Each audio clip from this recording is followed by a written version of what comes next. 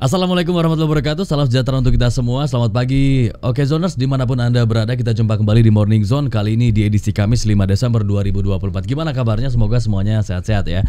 Senang sekali saya Fadli Sungkara kembali menjumpai Oke Zoners di kebersamaan kita pagi hari ini. 1 jam ke depan kita akan bahas sejumlah topik dan isu terhangat untuk membersamai Anda yang lagi di aktivitas kantor, lagi di rumah, di perjalanan, dimanapun Anda berada.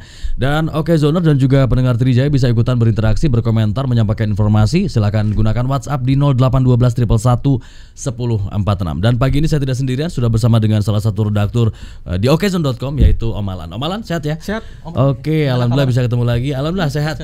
Mantap, hari ini cuacanya udah semakin cerah. Tadi pagi masih relatif berawan dan agak mendung ya.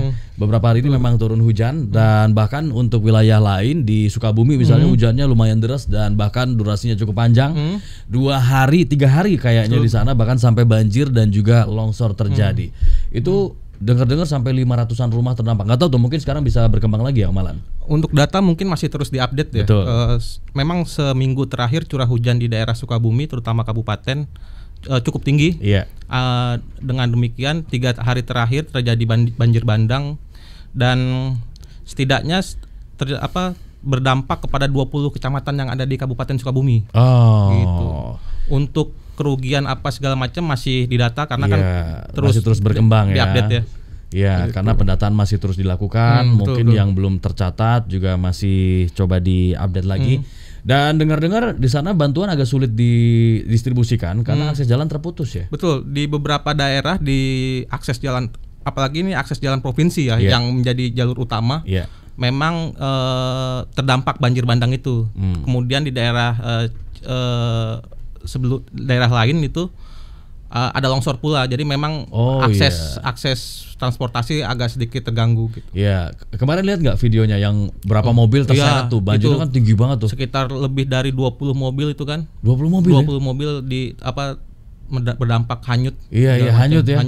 Ngeri banget lihat videonya itu. Orang juga pada teriak ya, ibu-ibu tuh. Tampaknya emang akhir tahun menjadi ini menjadi warning lah. Siklus tahunan ya. Siklus tahunan akhir tahun. Setiap akhir tahun ada bencana ya. Cuaca tidak menentu kan segala macam. Benar, cuaca ekstrim ya. Termasuk di Jakarta kan, walaupun memang hujannya sudah mulai mereda, tapi anginnya juga cukup. Karena di rumah angin cukup gawat sih. Iya. Dan beberapa kali manggil tukang untuk benerin. Oh benerin ya. Dengar-dengar angin nggak punya KTP ya? Nggak punya KTP. Kata siapa itu ya? Iya. Jadi ternyata 20 mobil ya yang hanyut itu. Karena awalnya kan ada 6 mobil katanya. Dan itu memang terus berkembang sih ya. Jumlah-jumlahnya gitu. Termasuk juga mobil yang terdampak. Itu akibat luapan sungai. Curah hujan dan luapan sungai gitu. Memang curah hujan seminggu terakhir ini cukup tinggi gitu. Jadi dampaknya ya banjir bandang itu. Benar. Dan luar biasa ya, mulai dari setengah meter sampai 2 meter tuh. 2 meter. Rumah warga sampai terendam. Jadi yang terdampak itu 20 kecamatan dan 27 desa di Kabupaten Sukabumi. Dan cukup luas ya. Luas, 20 kecamatan ya, kebayang ya. Iya, dan ada yang meninggal juga ya. Masih diupdate. Ada yang meninggal dan ada 1 yang hilang. Kalau yang meninggal anak-anak tuh, kemudian yang hilang lansia tuh, dan masih dilakukan pencarian. Kalau yang ini korban longsor. Iya, di daerah ya itu di akses jalan yang provinsi itu kan ada longsor itu. Iya. Itu yang menjadi perhatian sih. Karena kan bagaimanapun akses untuk bantuan harus segera diberikan kan. Iya. Dan kemarin juga ada sekitar 500-an rumah katanya yang terdampak banjir. Dan ada beberapa titik yang terparah, kerusakannya bervariasi ya, mulai dari kerusakan ringan sampai rusak berat. Dan kemarin warga juga bekerja keras dalam keadaan banjir, tapi berusaha untuk menyelamatkan barang-barang yang masih bisa diselamatkan. Ada surat-surat mungkin ya, dan perabotan-perabotan lain yang berharga ya. Elektronik pasti hancur itu mas. Benar. Nah saat ini BPBD Sukabumi juga sedang fokusnya tuh di daerah Segaranten dan Pabuaran yang memang terkena dampak paling parah dalam banjir bandang ini. Iya. Terus kalau sungai apa ya? Cimandiri kalau nggak salah ya. Cimandiri kalau nggak salah ya. Itu kan cakupannya luas juga di wilayah Sukabumi kali ya, sehingga dampak banjirnya juga lumayan luas. Dan kabarnya sampai kemarin itu masih hujan. Masih hujan memang. Jadi memang seminggu ini curah hujan cukup tinggi dan itu terus menerus kan, maksudnya jedanya sangat ini dikit. Sehingga PJ Gubernur Jawa Barat Pak B. Mahmudin juga tetap mewaspadai, mengantisipasi potensi bencana yang masih mungkin terjadi, sehingga warga juga masih diimbau untuk tetap berada pada tempat yang aman ya, terutama yang mengungsi. Nah, ini menjadi kendala nih karena distribusi tadi terhambat karena akses putus ya, dan kabarnya digunakan helikopter. Betul. Dari nggak tahu tuh dari kepolisian BPBD ya, heli untuk pendistribusian bantuan.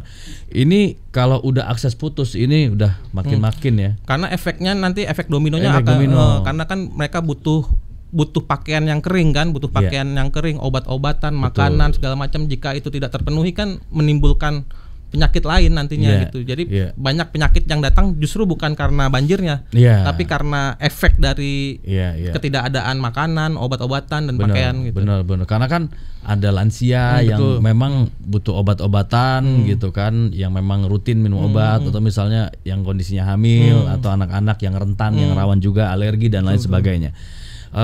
Kabarnya pagi ini juga para pejabat ya, PJ Gubernur, Bupati, kemudian Forkopimda lah, semuanya bergerak meninjau lokasi terdampak untuk memastikan juga seperti apa sih kondisinya saat ini, seberapa banyak warga yang terdampak, kemudian juga bantuan apa saja yang sudah ada dan dibutuhkan untuk terus didistribusikan ya, diberikan. Tapi memang utamanya pasti posko.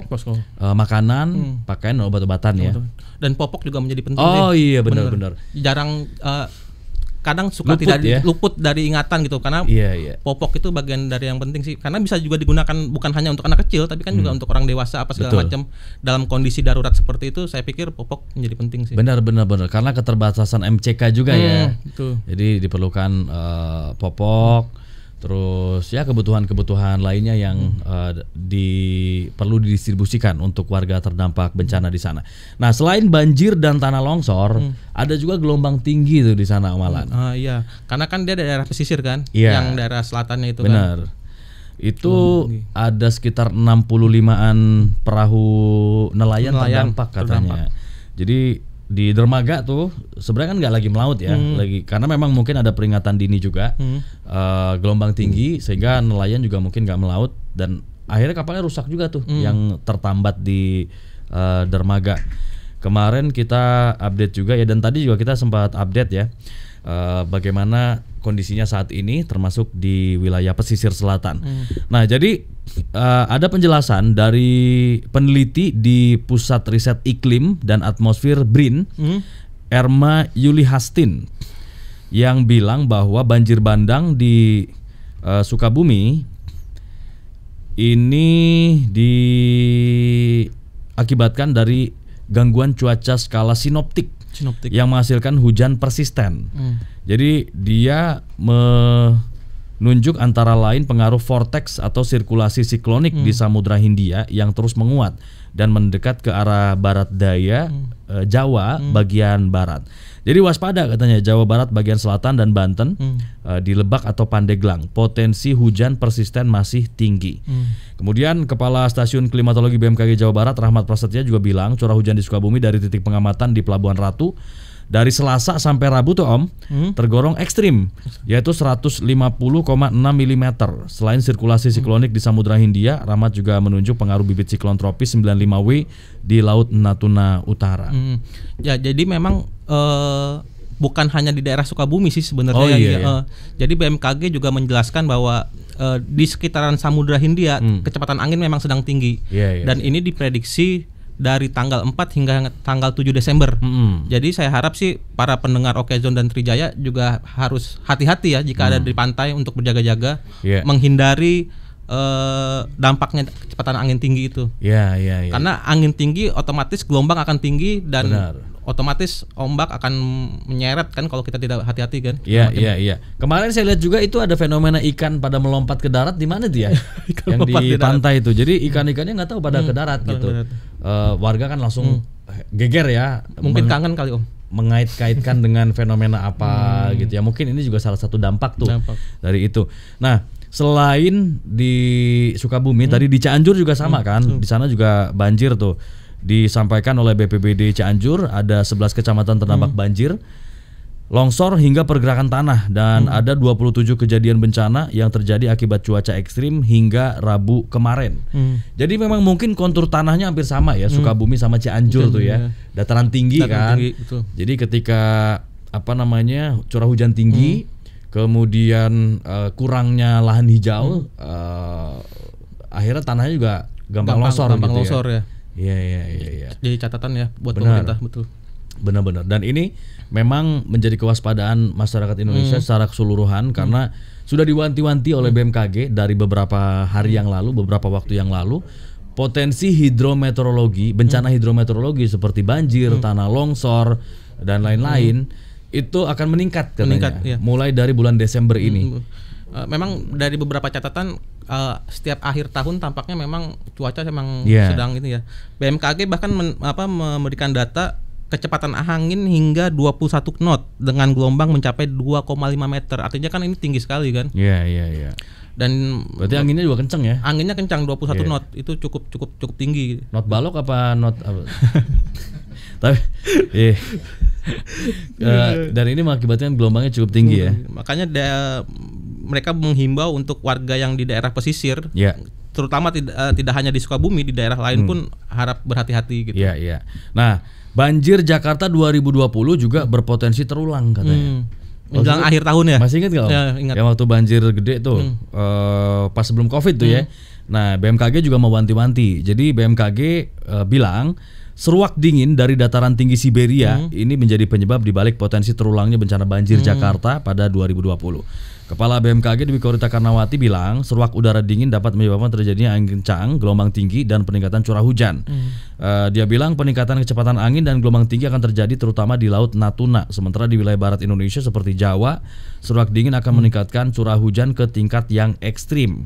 Terus ada skenario terburuk katanya terulangnya banjir parah yang menerjang Jakarta pada tahun 2020. Waduh. Kita berdoa ya, semoga nggak terulang, karena kan banjir 2020 itu areanya meluas ya, bukan hanya cuma Jakarta doang, tapi di daerah-daerah seperti Depok juga, kemudian Tangsel, kemudian Tangerang juga berdampak juga karena memang curah hujannya cukup tinggi waktu itu. Dan itu persis terjadi sebelum tahun baru kan, sebelum tahun baru gitu. Jadi memang harus. Oke. Mudah-mudahan kita prihatin ya dengan daerah-daerah yang terdampak bencana seperti Sukabumi, Cianjur, dan wilayah-wilayah lainnya. Mudah-mudahan warga terdampak bisa kuat ya. Kemudian juga penanganannya berjalan baik. Kemudian juga bisa kembali pulih lah keadaannya di daerah-daerah terdampak bencana. Kemudian untuk Jakarta juga nih bersiap. Mudah-mudahan nggak terjadi apa-apa lah. Dan pemerintah Jakarta terutama PJ ya, masih PJ sekarang, itu juga harus mempersiapkan karena sudah mendapatkan dana yang cukup lah untuk penanggulangan banjir. DPRD DKI Jakarta sendiri telah mengesahkan 2,8 triliun untuk penanganan banjir di Jakarta gitu. 2,8 triliun ya. 4% dari total belanja daerah. Nah, angka ini kan lumayan cukup tinggi kan, dan harus dimanfaatkan agar memang banjir seperti 2020 tidak terulang lagi. Benar-benar. Oke. Mudah-mudahan aman Indonesia di tengah curah hujan yang semakin meningkat ini dari berbagai potensi bencana hidrometeorologi dan juga bencana-bencana lainnya.